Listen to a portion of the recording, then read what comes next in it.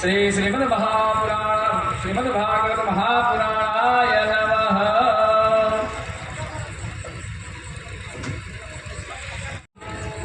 ततो जयमुदीरयेत् सर्वदेवमयीं राधां सर्वं राधामयं जगत् अतोऽहं विश्वरूपा राधा नमामि राधा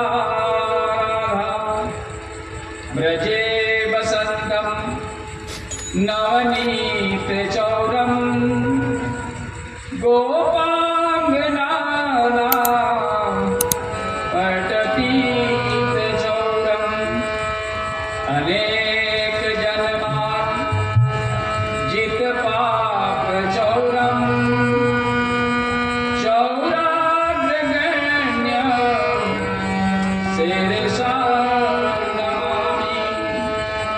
जयन्ति मङ्गलाकाली भद्रकाली कपालिनी दुर्गा क्षमा शिवा धात्री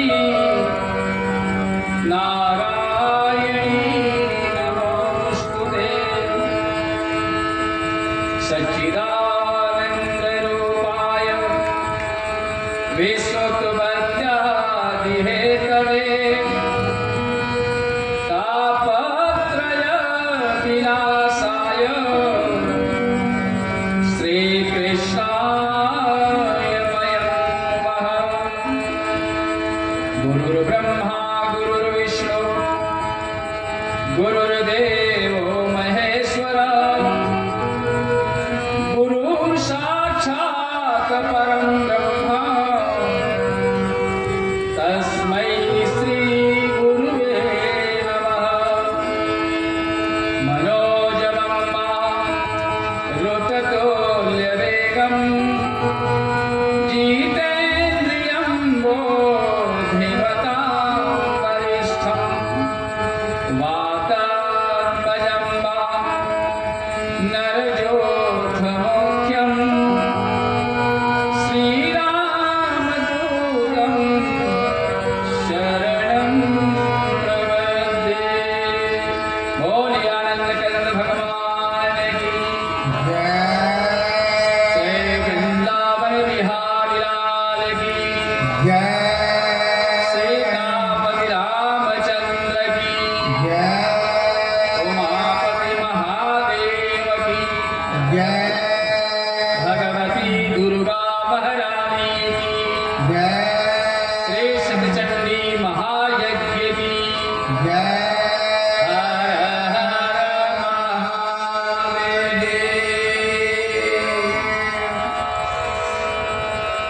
संप्रदेश कथा पंडाल में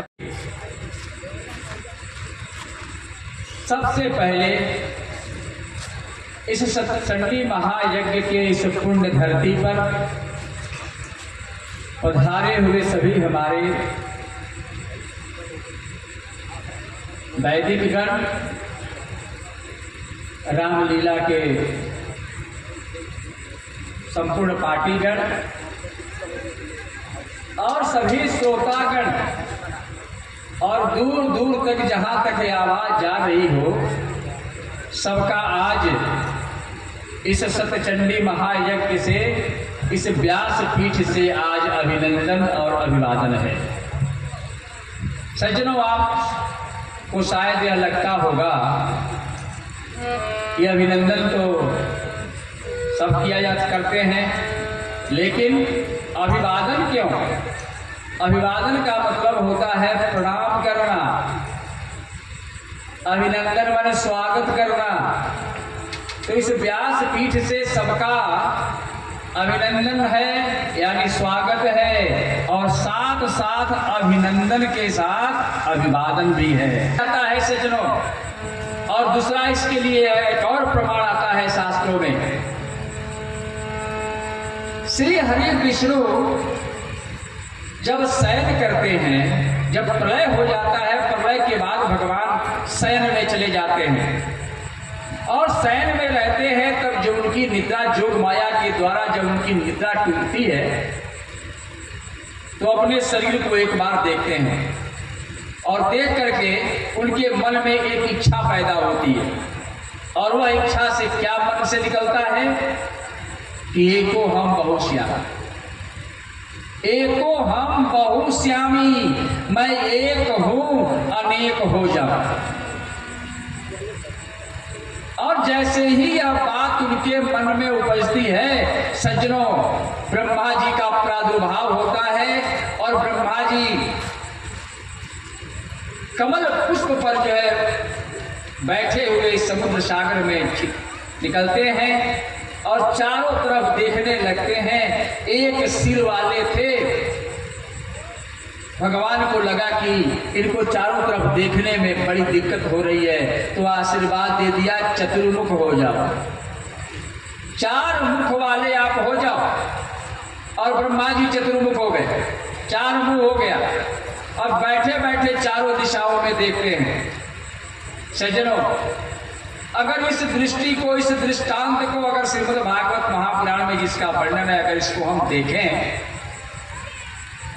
तो विष्णु भगवान ने मन में विचार किया कि एको हम बहुश्यामी, मैं एक हूं अनेक हो जाऊं। और जैसे ही सोचा ब्रह्मा जी की उत्पत्ति हुई और ब्रह्मा जी के उत्पत्ति के साथ ही लोग जो है उत्पन्न होने लगे, यानी यह सृष्टि बढ़ने लगी। अगर यह मान लिया जाए कि विष्णु के केवल स्मरण मात्र से यह सृष्टि उत्पन्न हो गई, यानी सब हम विष्णु के अंश हैं। भगवान विष्णु से सब लोग जो है उनके इच्छा शक्ति, कल्पना शक्ति के हम उपज हैं, यानी उनके अंश हैं, तो भी जो है प्रणाम कर लेने में कोई हर्जा नहीं है। तीसरी बात जो रामचरितमानस में सब आप जानते हैं, बड़े बुजुर्ग सब जानते हैं कि तुलसी बाबा क्या कहते हैं कि सिया राम मैं सब जग जानी, करहूं प्रणाम जोरी जुग पाणी। कहा कि संसार में जितने जीव हैं, अरे मनुष्य ही नहीं, तो सिया राम जैसे हैं, एक नहीं, केवल राम जैसे नहीं, सब जीवों में तुलसी बाबा करते हैं।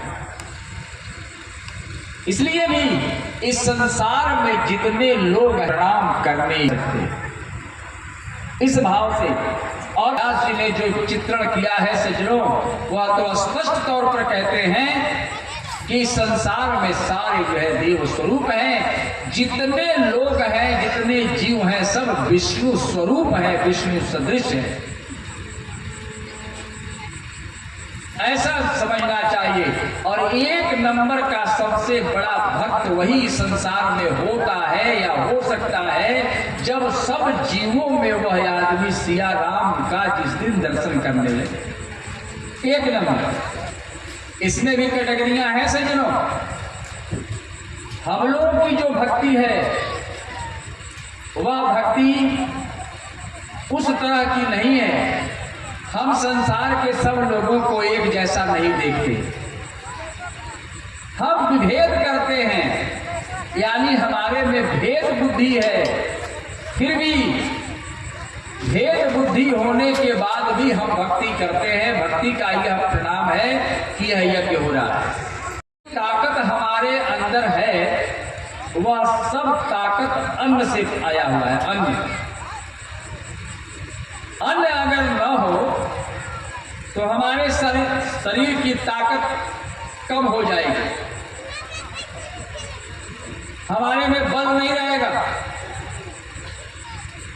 और उसी बल से जो हम अन्न खाते हैं, उस अन्न के द्वारा ही हमारे शरीर में जो रक्त बनता है, जो मैदा बनता है, जो मांस बनता है, यानी सभी प्रकार के तत्व जो हमारे में बनते हैं, वे सारी चीजें अन्न के द्वारा बनती हैं। और उसी में स्त्री पुरुष के द्वारा जो संतान उत्पन्न की जाती है वह भी शक्ति इस अन्न से ही आती है, यह कहीं अलग से नहीं आता, उस अन्न से ही आता है। और अन्न कैसे उपजता है? अन्न जो है जल से, वर्षा से जल उत्पन्न होता है और उस जल से सिंचाई करने से और सारे कार्य करने से हमारे यहाँ अन्न उपजता है। और जल क्यों बरसता है? यज्ञात भवति पर्जन्यः, यज्ञ से जल की उत्पत्ति होती है, वर्षा होती है। और तब वह वर्षा जमीन पर जो होती है, जब जल यहाँ रहता है तब ये सारे फसल होते हैं और उस फसल से लोग अपने कर्मों के द्वारा, भक्ति के द्वारा इस यज्ञ का जो है आरंभ करते हैं। अगर यह अन्न न हो, वर्षा न हो, तो निश्चित रूप से अन्न नहीं होगा तो मनुष्य का परवरिश नहीं होगा, मनुष्य का परवरिश नहीं होगा तो यह संततियां नहीं बढ़ेंगी, यानी संसार जो है समाप्त हो जाएगा। अगर एक दृष्टि से हम देखें तो यज्ञात भवति पर्जन्यः जो कहा गया है, यह जो श्लोक है वह श्रीमद् भागवत गीता का है। भगवान श्री कृष्ण ने अपने सीधे सीधे शब्दों में गीता का व्याख्यान दिया है अर्जुन जी को। और वो अभी अर्जुन जी को कब दिया था? आप वो देखे होंगे महाभारत में, दोनों तरफ सेनाएं खड़ी हैं। कौरव की सेना एक तरफ, कौरवों की, और एक तरफ पांडवों की सेना है। और बीच में असंतोष होता है अर्जुन जी को, और अर्जुन जी का प्रार्थना करते हैं कि हे प्रभु, मेरा रथ बीच में ले चलिए ताकि मैं देख सकूं कि मुझे किन किन लोगों से लड़ना है। और भगवान जब बीच में ले जाते हैं, समझिए केवल रणभेरी बजने की देर है। युद्ध जो है एक दूसरे पर, सब जो है महारथी रथी सब एक दूसरे पर टूटने वाले हैं। और ऐसी स्थिति में असंतोष जब होता है तो श्रीमद् भगवत गीता का निर्माण होता है। यानी विषम परिस्थितियों में जब आदमी बहुत संकट की स्थिति में रहता है तब जो है भगवत जो है वाक्य प्रदान होता है, और उस भगवत वाक्य को जो अपने आप